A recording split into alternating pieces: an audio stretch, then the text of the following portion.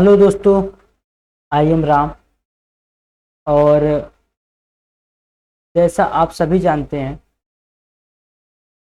कि एक daily schedule based class आ रही है और क्लासेस में कोई प्रॉब्लम अब नहीं है।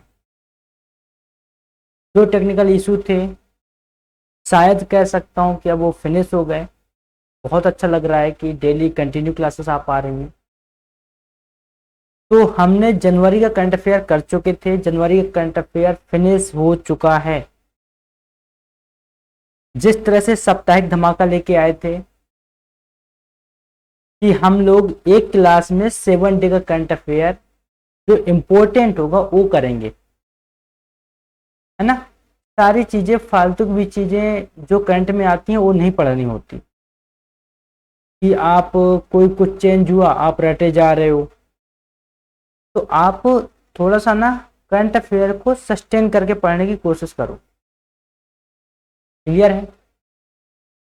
तो उसी में हमने साप्ताहिक किया था। तो हमारा जनवरी वाला जो करंट अफेयर था वो कंप्लीट फिनिश हो गया है। अब आज से जो क्लास है करंट अफेयर की वो फरवरी की है और 1 फरवरी से लेकर 7 फरवरी तक का करंट अफेयर इसमें कवर होगा। आई होप की बात क्लियर होगी। तब से 1 फरवरी से 7 फरवरी तक का यानी 1 वीक का करंट अफेयर होगा, कंप्लीट कवर होगा, comprehensive in the form of MCQ, जो कि क्वेश्चन हम खुद ही बता देते हैं।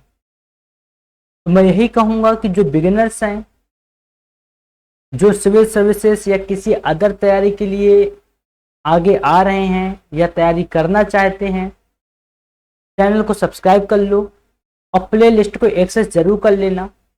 और यही कहूंगा कि अगर आप भी चाहते हो कि थोड़ा सा एजुकेशन में कुछ बदलाव आए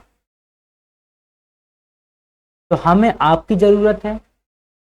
आप शेयर करें, ज़्यादा से ज़्यादा बच्चों को जोड़ें ताकि उनका भी फायदा हो सके, उन्हें भी बेनिफिट्स मिल सके इन क्लासेस का। क्लियर है क्या ये बात।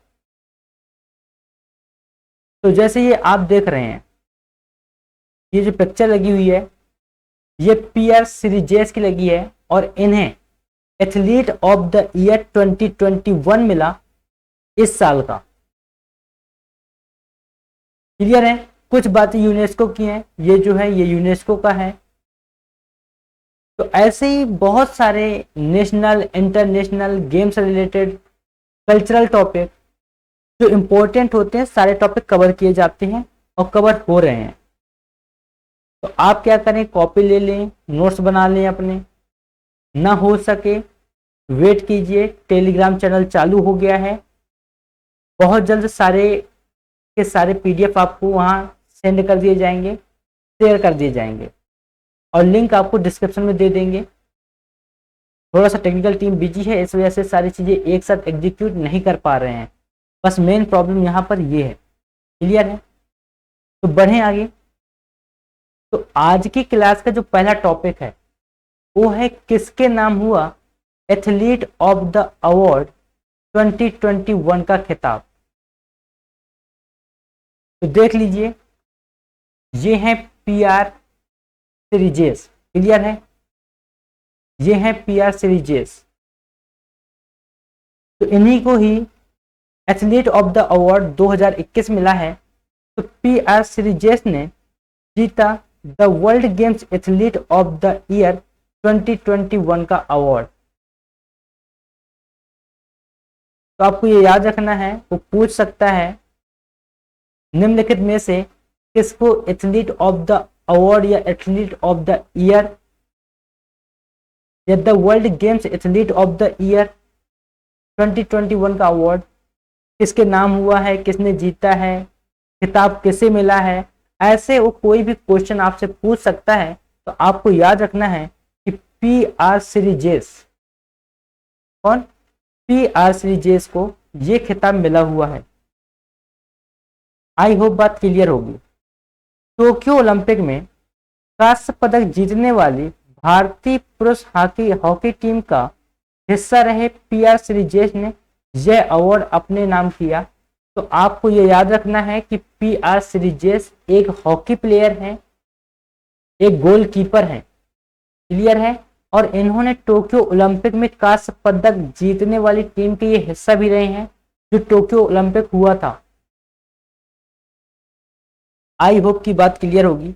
आगे बढ़े तो जो इंग्लिश वाले हैं, जो इंग्लिश मीडियम से हैं, वो अपना इंग्लिश में नोट्स बना सकते हैं। हम हिंदी में पढ़ाते हैं, समझाते हैं, बट कंटेंट आपको बाइलैंग्वेज ही मिलता है मैक्सिमम क्लासेस के अंदर। और मैंने कल एक सिलेबस की क्लास ली थी जिसमें सिविल सर्विसेज का पूरा pattern with CSAT explain किया है। अगर नहीं देखा आप लोगों ने, जाकर के देख लीजिए, क्योंकि सबसे पहले आपको किसी भी एग्जाम का पैटर्न क्लियर होना बहुत जरूरी है। अगर पैटर्न क्लियर नहीं है तो आपको तकलीफें आएंगी, परेशानी फेस करनी पड़ेगी। क्लियर है क्या? आगे बढ़ें। चलिए, श्रीजेश यह पुरस्कार हासिल करने वाले दूसरे खिलाड़ी बन गए हैं तो जिन्हें athlete of the year, athlete of the award मिला है। तो किस पायदान पर हैं? सेकेंड पायदान के बने हुए हैं। और इससे पहले हॉकी टीम की कप्तान रानी रामपाल ने 2019 में यह पुरस्कार जीता था। तो पहला पुरस्कार अगर पूछता है कभी कि athlete of the year, first athlete of the year कैसे मिला था, तो याद रखना है कि जो महिला हॉकी टीम है उसकी कप्तान जो है रानी रामपाल को 2019 में यह पुरस्कार मिला था और उन्होंने यह पुरस्कार अपने नाम किया था। क्लियर है क्या? श्रीजेश ने दुनिया भर के 24 खिलाड़ियों को पछाड़ा है, यानी कि इन्होंने अपने रिकॉर्ड कायम कर दिए। दुनिया के अंदर इंडिया का डंका बजा दिया हॉकी की फील्ड में। क्लियर है? हॉकी की फील्ड में इन्होंने क्या किया? दुनिया के अंदर डंका बजा दिया। आपको नाम याद होगा शायद मेजर ध्यानचंद जी का, कि उनकी हॉकी से हिटलर कितना प्रभावित था। तो ये देश के अंदर एक ऐसा गेम है हमारा कि जिसने देश को या देश के नाम को कहीं से कहां तक पहुंचा दिया। अगर आप एक एनालाइज करेंगे तो आपको पता चलेगा। क्लियर है क्या ये बात? FIH के 2021 के साल के उत्तम गोलकीपर चुने गए। 3 बार के ओलंपियन श्रीजेश ने 240 से अधिक अंतरराष्ट्रीय मैचों में भारत का प्रतिनिधित्व किया है। तो आपको यह बात पता होनी चाहिए कि श्रीजेश कितने बार गोलकीपर रहे हैं। तो 3 बार गोलकीपर बनाए जा चुके हैं ओलंपिक में, ये बात ध्यान देना। और 240 से अधिक अंतरराष्ट्रीय मैच खेला है उन्होंने और उसका प्रतिनिधित्व भी किया है, पूरी टीम का प्रतिनिधित्व किया है। क्लियर है क्या? आगे बढ़ें। चलिए नेक्स्ट टॉपिक, भारत के वैश्विक धरोहर 2022-2023 के स्थानों पर लगी मुहर। तो आपको पता होगा कि जो हेरिटेज होते हैं दुनिया के, उनको संरक्षण देने का काम कौन करता है? यूनेस्को करता है। और यूनेस्को एक ऐसी संस्था है जो दुनिया के कल्चर को बचाने की कोशिश कर रही है, जो दुनिया के हेरिटेज को बचाने की कोशिश करती है और उससे संरक्षण के लिए फंड वगैरह देती है। और यूनेस्को की पूरी टीम पूरी दुनिया के अंदर काम करती है। तो 2022-23 के लिए वैश्विक धरोहर के तौर पर भारत के नामांकन स्थल तय कर लिए हैं। इसके लिए कर्नाटक के बेलूर में होलसेल मंदिर। तो आपको एक नाम याद रखना है पहला, कि 2022 और 2023 में जो धरोहर शामिल हुई हैं उनमें पहला कौन है? कर्नाटक का बेलूर में स्थित जो होलसेल मंदिर है। और हैलीबिड व सोमनाथपुर का चयन किया गया है।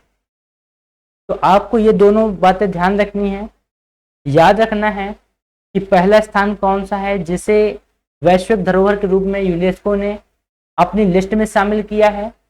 वो है कर्नाटक के वेलूर में होलसेल मंदिर। क्लियर है? और हैलीबिड व सोमनाथपुर का चयन। ये आपको याद रखना है। आई होप बात क्लियर होगी। आगे बढ़े, चलिए अब देखिए, पहली बार खोजा गया विकृत आकार का ग्रह। तो अब देखिए, मैं एक बात और आपको बता देता हूं कि जैसे कोई टॉपिक जियोग्राफी से रिलेटेड है, क्लियर है, जैसे ये टॉपिक किससे रिलेटेड है, जियोग्राफी से, तो आप क्या करिएगा, जैसे करंट अफेयर का है तो हम तो केवल मुद्दे की बात करेंगे कि आखिर जिस विकृत ग्रह की बात की गई है वो कौन सा विकृत ग्रह है, आखिर कैसे मिला, उसका साइज कितना है, बृहस्पति से बड़ा है, कितना बड़ा है, उसका मास कितना है।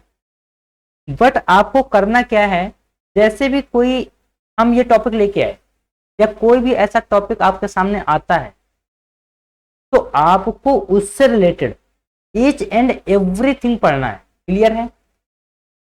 क्यों? क्योंकि आपका स्टैटिक पोर्शन है, आपके पास बुक होंगी, नोट्स होंगे, तो आप वहां से ग्रहों के बारे में, पिंडों के बारे में, उल्का पिंडों के बारे में, ये सारे टॉपिक्स आप एक बार में कवर किया करिए। क्लियर है? हम केवल अभी ऐसा क्यों नहीं कर रहे, रीजन है उसका, अगर हम ऐसा करने लग गए तो क्लासेस बड़ी होंगी और क्या होगा, फिर करंट के साथ स्टैटिक पोर्शन भी अगर आएगा तो कंटेंट भी आपको थोड़ा लेंदी लगेगा, क्लासेस आपको बोरियत फील होंगी। क्लियर है? तो यूरोपीय अंतरिक्ष एजेंसी ने एक विकृत आकार के ग्रही पिंड खोजा है। विकृत का मतलब होता है एक अजीब सा, एक बड़ा हो सकता है, छोटा सा हो सकता है, उसके अंदर कुछ ऐसी प्रॉपर्टीज हो सकती हैं जो किसी ग्रह के अंदर ना रही हो। क्लियर है क्या ये बात? आई होप बात क्लियर होगी।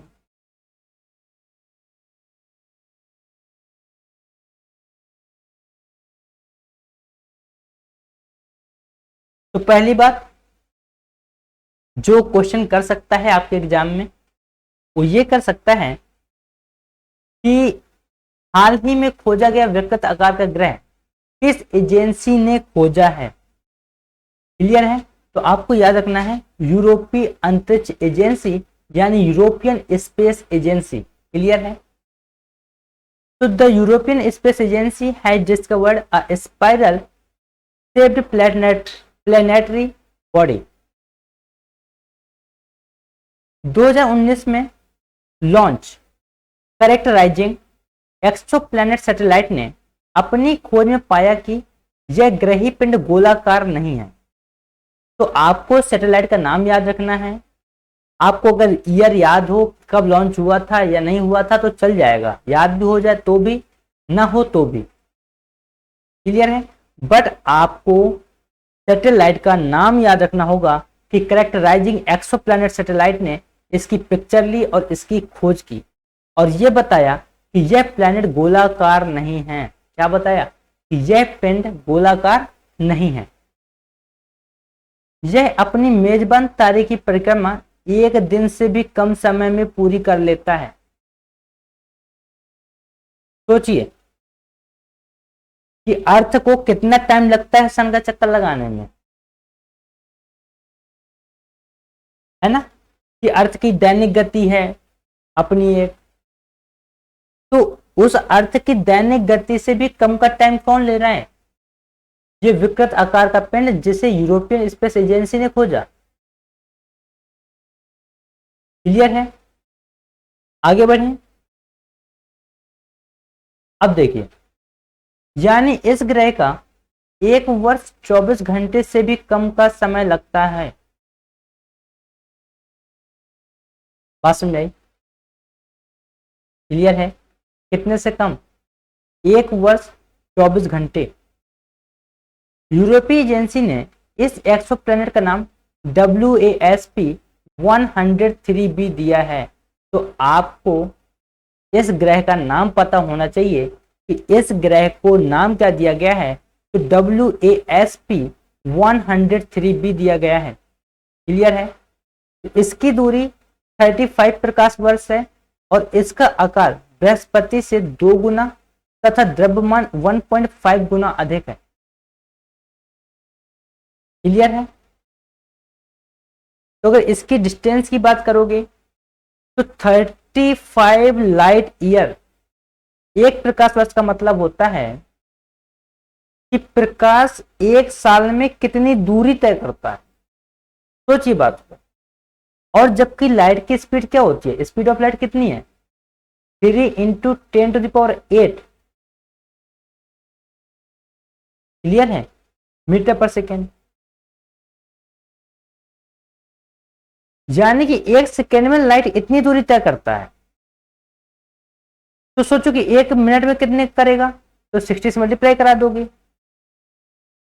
बात समझ में आ रही है? तो सोचिए कि जब एक मिनट में वो इतनी दूरी तय करेगा तो एक साल में वो कितनी दूरी तय करता होगा। समझ रहे हैं बात को, कि लाइट एक साल में कितनी डिस्टेंस तय करता होगा, सोचिए इस बात को। तो इसकी दूरी कितनी है, 35 प्रकाश वर्ष। यानी कि एक कल्पना करेंगे ना कि कितनी होगी डिस्टेंस, उससे भी बाहर चली जाएगी ये दूरी। क्लियर है? कि उस कल्पना से भी बाहर की डिस्टेंस है ये। और अगर इसके आकार की बात करेंगे, जो अभी तक आप पढ़ते हैं कि सबसे बड़ा ग्रह कौन सा है, बृहस्पति है, अब भूल जाना, क्योंकि इसका आकार बृहस्पति से 2 गुना है और द्रव्यमान 1.5 गुना, यानी 1.5 गुना है द्रव्यमान बृहस्पति के कंपैरिजन में, यानी जुपिटर की कंपैरिजन में। क्लियर है क्या ये बात? तो it's distance is 35 light years and its size is 2 times that of Jupiter and its mass is 1.5 times more। I hope की बात क्लियर होगी। तो आपको ये पता होना चाहिए कि इस ग्रह का नाम क्या है, तो WASP-103b। कितनी डिस्टेंस है, 35 प्रकाश वर्ष की दूरी है। आकार कितना है, बृहस्पति से 2 गुना का आकार है। द्रव्यमान कितना है, 1.5 गुना अधिक है। आई होप बात क्लियर होगी। आगे बढ़े, चलिए आगे बढ़ते हैं। नीरज चोपड़ा का नाम लॉरियंस वर्ल्ड स्पोर्ट अवार्ड के लिए नामित किया गया। तो आपको पता होगा कि अभी भाला फेंक में नीरज चोपड़ा गोल्ड मेडल लेकर के आए थे ओलंपिक से, और उन्होंने पूरे भारत का नाम रोशन किया पूरी दुनिया में टोक्यो ओलंपिक के अंदर। क्लियर है? तो भारतीय एथलीट चोपड़ा ने टोक्यो ओलंपिक में गोल्ड मेडल जीत भारत का नाम रोशन किया है। अब उन्होंने अपने शानदार प्रदर्शन के दम पर एक और उपलब्धि हासिल की है। तो वो उपलब्धि है क्या, लॉरियंस वर्ल्ड स्पोर्ट। कौन सी है वो उपलब्धि, Laureus world sport award. Clear है क्या? आई होप की बात क्लियर होगी। आगे बढ़े, चलिए। चोपड़ा भारत की तरफ से इस अवार्ड को नॉमिनेट होने वाले तीसरे भारतीय हैं। तो ये बात याद रखना है कि जो लॉरियंस अवार्ड है, तो कौन से नंबर के हैं नीरज चोपड़ा जिन्हें मिलने जा रहा है, वो 3rd पर्सन है। तो इससे पहले 2 पर्सन को और मिल चुका है, जिनमें से सचिन तेंदुलकर शामिल है, और 2009 में महिला पहलवान विनेश फोगाट को भी नामित किया गया था। तो आपको ये याद रखना है कि नीरज चोपड़ा तीसरे नंबर के हैं। जो 2 पहले खिलाड़ी हैं जिन्हें ये अवार्ड से नामित किया जा चुका है, अवार्ड से सम्मानित किया जा चुका है, तो है सचिन तेंदुलकर और विनेश फोगाट। क्लियर है क्या ये बात? आगे बढ़ें, चलिए। अब बात आती है विश्व कैंसर दिवस की। तो मैं आपको एक बात समझा देता हूं पहले, कि कोई भी दिवस, क्या कोई भी दिवस, चाहे वो जल दिवस हो, चाहे वो आपका कोई भी दिवस हो, बात समझ में आ रही है, क्या हो, कोई भी दिवस हो, तो आपको ये याद रखना है कि वो दिवस केवल जागरूकता के लिए मनाया जाता है। किसके लिए? अवेयरनेस फैलाने के लिए। क्यों अवेयरनेस फैलानी है? जैसे मान लो विश्व एड्स दिवस है 1 दिसंबर का, क्लियर है? तो अब हमें क्या करना है, हमें उस बीमारी के बारे में बताना है, लोगों को जागरूक करना है, ताकि वो लोग दोबारा गलतियां न करें। कि जो गलतियों से होकर के हमारे पूर्वज निकले हैं, या जो बीमारियां डेंजर हैं, उन बीमारियों से बचाने के लिए, उन बीमारियों से छुटकारा दिलाने के लिए हम लोग दिवस मनाते हैं और एक थीम रखते हैं पर ईयर। कि जैसे जैसे हम लोग उस पर जीत पाते हैं या कोई इंप्रूवमेंट आता है, तो उसके लिए क्या किया जाता है, उसी हिसाब से थीम रख दी जाती है। क्लियर है क्या ये बात?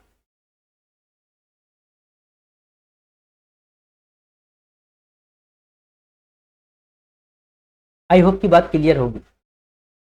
तो विश्व कैंसर दिवस 4 फरवरी को मनाया जाता है, ये बात याद रखना। 1933 में WHO की पहल पर कैंसर दिवस को मनाने की पहल की गई थी। तो आपको ये याद रखना है कि कैंसर दिवस कब से मनाना चालू किया गया, तो 1933 से, 1933 से। In 1933, the initiative to celebrate Cancer Day was taken on the initiative of WHO। यानी वर्ल्ड हेल्थ ऑर्गेनाइजेशन है जो दुनिया की हेल्थ के बारे में देखता है, रिपोर्ट जारी करता है, बताता है कि कौन सा देश किस पायदान पर खड़ा है, किसका मेडिकल सिस्टम कितना स्ट्रांग है। लेकिन कोविड के टाइम पे WHO फेल रहा। क्यों रहा? और WHO को क्रिटिसाइज भी होना पड़ा, कई लोगों ने क्रिटिसाइज किया। रीजन सुन लीजिए। इसलिए क्रिटिसाइज किया गया कि WHO चाइना की कठपुतली बन गया। क्यों? क्योंकि इस बात में मतभेद था कि जो कोविड है वो आर्टिफिशियल वायरस है, यानी कि चाइना की लैब से निकला हुआ। लेकिन ये बात WHO प्रूफ नहीं कर पाया। तो WHO डे टू डे देखोगे आप फेलियर की ओर जाता जा रहा है। पहले इसकी रिपोर्ट्स इतनी एग्जैक्ट होती थी कि डाउट नाम की चीज नहीं आती थी कभी दिमाग में। क्लियर है? तो सिंपल सी बात है, आप जानते हो हर जगह पर क्या है। सिंपल सी बात ये होती है हर जगह की, हर जगह कोटा सिस्टम चलता है, यानी जिसका जितना कोटा उसका उतना ताकतवर है वो। बात समझ में आ रही है? तो आपको ये याद रखना है कि 1933 में WHO ने पहल की इस बारे में, और जो इस साल की थीम थी वो थी क्लोज द केयर गैप। क्या थी? Close the care gap. अगर थीम याद हो तो ठीक है, ना याद हो तो छोड़ देना, कोई दिक्कत वाली बात नहीं है। बाई चांस ही क्वेश्चन बनता होगा तो बनता होगा, क्योंकि थीम पर क्वेश्चन कभी देखे नहीं है हमने भी। तो आपको 2 बातें बहुत याद रखनी जरूरी है कि 4 फरवरी को मनाया जाता है और 1933 से चालू हुआ, WHO ने पहल की और उस पहल के थ्रू कैंसर दिवस मनाया जाने लगा। क्लियर है? आगे बढ़े। चलिए अब देखते हैं किससे मिला रामसर स्थल का टैग। तो रामसर स्थल आपको पता होने चाहिए ये होते क्या है। रामसर जो टैग है वो क्यों दिया जाता है? जो रामसर स्थल का टैग है वो आर्द्र भूमियों के लिए दिया जाता है, यानी कि जो हमारे यहाँ पर आर्द्र भूमियां हैं, यानी इन द सेंस ऑफ क्या होता है आर्द्र भूमियों का मतलब, जहां पर कुछ ऐसी स्पीसीज हैं पंछियों की, जानवरों की, जो बाहर से आती हैं, या वहां पर कुछ यूनिक हैं। क्लियर है? तो ऐसे स्थानों को रामसर स्थल में शामिल कर दिया जाता है जिससे उसे प्रोटेक्शन मिल सके, वहां पे वहां की स्पीसीज को बचाया जा सके। क्लियर है? आई होप बात क्लियर होगी। तो हाल ही में केंद्रीय पर्यावरण, वन एवं जलवायु परिवर्तन मंत्रालय, तो आपको पहली बात मंत्रालय याद होना चाहिए, द्वारा 2 नए रामसर स्थलों की घोषणा की गई है। तो आपको ये याद होना चाहिए कि जो रामसर स्थल का टैग है, जो स्थानों की घोषणा है, वो कौन करता है? तो करता है केंद्रीय पर्यावरण, वन एवं जलवायु परिवर्तन मंत्रालय। क्लियर है? तो recently 2 new Ramsar sites have been announced by the union ministry of environment, forest and climate change. तो 2 स्थान कौन कौन से हैं जिन्हें रामसर में शामिल किया गया है? तो पहला है खिजड़िया वन्यजीव अभ्यारण्य। कौन सा? खिजड़िया वन्यजीव अभ्यारण्य। और दूसरा है बखीरा वन्यजीव अभ्यारण्य। तो आपको ये दोनों याद रखने हैं कि इस साल जो रामसर स्थल में शामिल हुए हैं 2021 में, वो कौन कौन से हैं? तो है खिजड़िया वन्यजीव अभ्यारण्य और दूसरा है बखीरा वन्यजीव अभ्यारण्य, जिन्हें रामसर स्थल घोषित किया गया है 2021 के। कौन करता है? केंद्रीय पर्यावरण, वन एवं जलवायु परिवर्तन मंत्रालय। क्लियर है क्या ये बात? आई होप की बात क्लियर होगी। आगे बढ़े, चलिए। तो इसके साथ ही भारत में वर्तमान में कुल 49 रामसर स्थल हो गए हैं।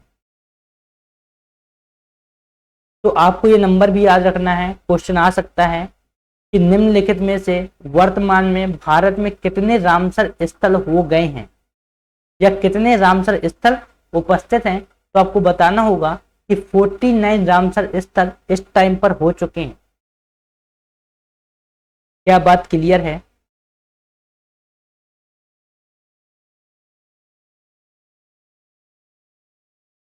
आई होप की बात क्लियर होगी।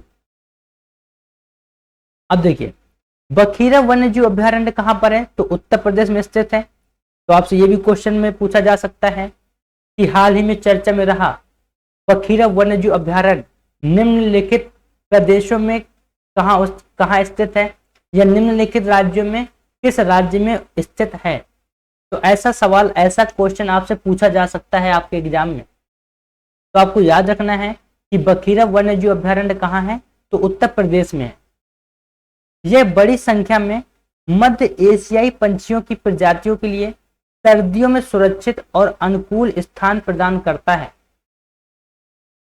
तो जो मध्य एशिया से पंछी आते हैं सर्दियों के टाइम में इंडिया के अंदर, तो कहां देखने को मिलते हैं? बखीरा वन्यजीव अभ्यारण्य में। और इसी वजह से रामसर ने क्या किया या मंत्रालय ने क्या किया, इसे रामसर स्थल घोषित कर दिया गया है। क्लियर है? तो Bakhira wild life sanctuary it's located in Uttar Pradesh. It provides a safe and favorable wintering place for a large number of Central Asian bird species. I hope की बात क्लियर होगी। क्या सारे क्वेश्चन आपके स्ट्राइक कर रहे हैं? एक टॉपिक से कितने टाइप के क्वेश्चन बन सकते हैं मैं पहला बोल के आया हूं। आपको मंत्रालय याद रखना है कि केंद्रीय पर्यावरण, वन एवं जलवायु परिवर्तन मंत्रालय। दूसरा क्या याद रखना है? रामसर स्थल क्यों घोषित किए जाते हैं। तीसरा क्या याद रखना है? इस साल ये 2021 के जो घोषित किए गए हैं वो कौन कौन से हैं? खिजड़िया है और बखीरा है। चौथा क्या याद रखना है कि आपके यहाँ भारत में टोटल कितने रामसर स्थल हो चुके हैं अभी तक? तो 49। पांचवा क्या याद रखना है? बखीरा वन्यजीव अभ्यारण्य कहाँ स्थित है? तो वो है उत्तर प्रदेश में। आई होप की बात क्लियर होगी। और बखीरा वन्यजीव अभ्यारण्य क्यों प्रचलित है? तो ये भी बात आपको ध्यान रखनी होगी कि मध्य एशियाई जो पंछी आते हैं उन प्रजातियों को सर्दियों में अनुकूलता प्रदान करने के लिए बखीरा वन्यजीव अभ्यारण्य एक सेफ प्लेस है। क्लियर है क्या? आगे बढ़ें, चलिए। अब देखिए, खिजड़िया वन्यजीव अभ्यारण्य गुजरात में है। ये भी आपको याद रखना है कि इनका प्लेस कहाँ है, इनका स्थान कहाँ पर है। आई होप की बात क्लियर होगी। क्या क्लियर है ये बात? आगे बढ़ें।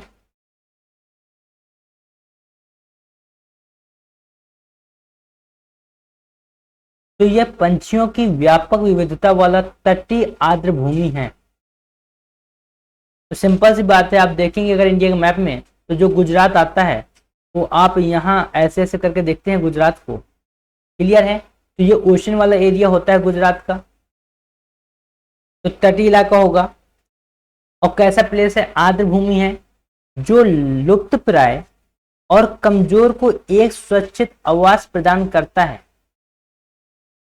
तो जो लुप्त प्राय प्रजातियां हैं, जो पंछी हैं, उन्हें क्या करता है, अनुकूलता प्रदान करता है, हैबिटेट प्रदान करता है। तो ये आपको याद रखना है। अगर आपको ये याद ना हो तो आपको इतना याद रख लीजिएगा कि हाल ही में चर्चा में रहा खिजड़िया वन्यजीव अभ्यारण्य निम्नलिखित में से किस राज्य में स्थित है। ऐसा सवाल पूछेगा जब आपसे, तो आपको दिमाग में स्ट्राइक करना चाहिए कि खिजड़िया वन्यजीव अभ्यारण्य गुजरात में स्थित है। कहाँ स्थित है, गुजरात में। क्लियर है क्या। तो क्वेश्चन आप खुद से अपने दिमाग में बनाइए। आपको मैंने बार बार बोला है, सवाल वो किसी भी तरह से पूछ सकता है, प्रश्न वो किसी भी तरह से पूछ सकता है। तो आपको एक ही टॉपिक से 4-4, 5-5 टाइप के क्वेश्चन निकालने हैं। खुद से क्वेश्चन क्रिएट करो। क्यों किसी का भी उठा के बैठ जाते हो ओपन करके, वो बोलेगा दिस दिस दिस, सवाल ये रहा, आंसर में ये, एक बार में 50 क्वेश्चन करा दिए एक क्लास में। यार कितने रट लोगे ऑन द स्पॉट, कितने रट लोगे। महीने के 10 पीडीएफ दे दिए, पर पीडीएफ में 70 क्वेश्चन है। यार मतलब तुम्हारे पास तो करंट के अलावा कुछ और नहीं है क्या पढ़ने को। और भी तो बहुत सारी चीजें हैं, तो वही पढ़ो ना जो रिलेवेंट है। और क्वेश्चन खुद से क्रिएट करो। देखो ना यार, सिनेरियो देखो। मैंने बोला है ट्रेडिशनल स्टडी से बाहर आओ। बात समझ में आ रही है। आगे बढ़े, चलिए। अमेरिका के जासूसी उपग्रह का अंतरिक्ष में सफलतापूर्वक प्रक्षेपण। तो पहली बात मैं बता देता हूं, अमेरिका, जापान, चाइना, इन लोगों पर जासूसी के अलावा कोई काम है। आप लोग एक बार देखना थोड़ा सोच के, ये लोग करते क्या है। बस दूसरे देश पे नजर बना के रखो, यूक्रेन रसिया बना दो। आयोग की बात समझ गए होंगे मैंने क्या बोला, कि नजर बना के रखो और क्या बना दो, यूक्रेन और रसिया, ताकि वहां दो देश बर्बाद हो और उनके देश का इकोनॉमी, उनके देश का डेवलपमेंट ग्रोथ पे आए। तो अमेरिका ने कैलिफोर्निया में वाइडेनबर्ग एयरफोर्स स्टेशन से एक विशेष जासूसी उपग्रह NROL-87 का अंतरिक्ष में सफलतापूर्वक प्रक्षेपण किया है। तो आपको वहां का स्टेशन याद हो या ना हो, लेकिन आपको उपग्रह का नाम याद होना चाहिए। तो क्या नाम है उपग्रह का, NROL-87। क्लियर है, क्लियर है। और आप प्लेस याद कर लेना कि कहां से लॉन्च हुआ है, तो कैलिफोर्निया। कहां से, कैलिफोर्निया। क्लियर है। NROL अमेरिकी उपग्रहों के विकास, प्रक्षेपण और रख रखाव के लिए प्रभारी सरकारी एजेंसी है, जो उच्च नीति निर्माताओं, खुफिया समुदाय और रक्षा विभाग को खुफिया डाटा प्रदान करती है। क्लियर है। तो एनआरओ है जो जो अमेरिका की एजेंसी है, तो उसका काम क्या है। जैसे हमारे यहाँ पर कौन, इसरो है। इसरो क्या काम करता है, जो उपग्रह हैं, जो सैटेलाइट हैं, उनको लॉन्च करता है, उनके रख रखाव की जिम्मेदारी होती है इसरो के ऊपर। और उन सैटेलाइट के थ्रू जो डेटा मिलता है वो किसे देता है, इंडियन गवर्नमेंट को, डिफेंस सिस्टम को। कि देखा इस बॉर्डर पे पाकिस्तान वाले कुछ आ रहे हैं, सैटेलाइट में तस्वीर आ गई, तुरंत चला गया डिफेंस सिस्टम के पास, आर्मी के पास, बीएसएफ वाले जाके खड़े हो गए। ऐसे तो पता चलता है सारी चीजें। तो इसी तरह से अमेरिका के पास भी एक एजेंसी है, वो कौन सी है, एनआरओ। जो ये एजेंसी यही सारे काम करती है। क्लियर है। आगे बढ़े, चलिए। अब देखिए, कहां हुआ देश की तीसरी बॉर्डर हाट का उद्घाटन। हाट का मतलब होता है बाजार, सिंपल सा मतलब समझना, इसका मतलब क्या होता है, मार्केट। ठीक है, तो बॉर्डर हाट है तो इसका मतलब है, समझ लेना कि कोई भी एक ऐसी बाजार खोली गई होगी जहां पर बॉर्डर होंगे दो कंट्री के, दो स्टेट के, और वहां पर बाजार लगती होगी, बस इतना याद रखना।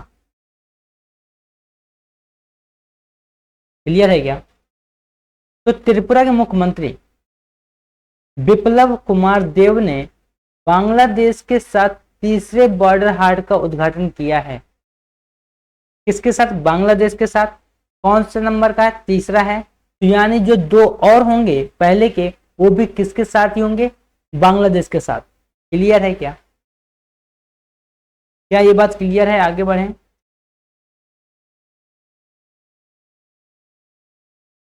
तो इसका निर्माण भारत के कमालपुर और बांग्लादेश के कुमार घाट, तो आपको याद रखना है, भारत का कमालपुर और बांग्लादेश का कुमार घाट को जोड़ने वाली सीमा की एक शून्य बिंदु पर किया जाएगा। शून्य बिंदु का मतलब होता है, जैसे आप मान लो ये बॉर्डर इंडिया का है, ये बॉर्डर बांग्लादेश का है, ठीक है।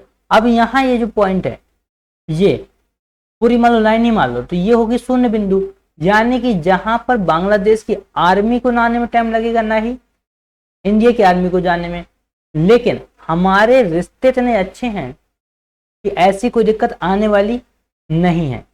बात समझ में आ रही है? इसी वजह से क्या किया जा रहा है, एक समरसता को बढ़ावा दिया जा रहा है। बात समझ में आ रही है? आगे बढ़े, चलिए। तो वर्तमान में त्रिपुरा सीमा पर, जो कि कहाँ है, भारत बांग्लादेश का बॉर्डर है, पहले से दो बॉर्डर हाट हैं। इसमें से सिपाही जाला जिले में और कमल सागर में, और दूसरा दक्षिण त्रिपुरा जिले के श्रीनगर में है। क्लियर है? तो एक कहाँ है, जो पहला है सिपाही जाला जिले के कमल सागर में है, और दूसरा कहाँ है, दक्षिण त्रिपुरा जिले के श्रीनगर में। ये श्रीनगर अलग है, जम्मू वाला अलग है, कंफ्यूज मत हो जाना। आई होप की बात क्लियर होगी। आगे बढ़े, चलिए। तो आपका आज फिर से एक बार क्या हुआ, 1 फरवरी से लेकर 7 फरवरी तक का जो इंपॉर्टेंट करंट अफेयर था, वो सारा का सारा इंपॉर्टेंट करंट अफेयर क्या हो गया, कवर हो गया। इंपॉर्टेंट सीए सब कवर हो चुका है। और मैंने क्वेश्चन फॉर्मेट भी बनाया है, कि क्वेश्चन फॉर्मेट बताया कि कैसे बनाना है। तो आपसे यहां से भी क्वेश्चन पूछ सकता है। कैसे पूछेगा? निम्नलिखित में से हाल ही में चर्चा में रहा दिस शून्य लाइन को जोड़ने वाली बाजार हाट कौन सी है, पूछ लेगा। तो कोई भी क्वेश्चन वो क्रिएट कर सकता है, ये क्वेश्चन क्रिएट करना उसके हाथ में है, बट आपको टॉपिक रेडी होना चाहिए। क्लियर है क्या ये बात? आई होप बात क्लियर होगी। तो क्या करें, शेयर करिए ज़्यादा से ज़्यादा, क्यों, और भी बच्चों को फायदा हो। और हाँ, अगर नए हो तो प्लेलिस्ट एक्सेस करना मत भूलना, क्योंकि प्लेलिस्ट में सारी क्लासेस आ रही हैं और आपको सारी क्लासेस रिलायबल ही मिलेंगी। धैर्य रखें, आगे बढ़ते रहें। क्लियर है ये बात? और सब्सक्राइब करना ना भूलें, सब्सक्राइब जरूर कर लें अगर हर क्लास चाहते हो तो। ठीक है, and thank you so much. मिलेंगे नेक्स्ट क्लास में।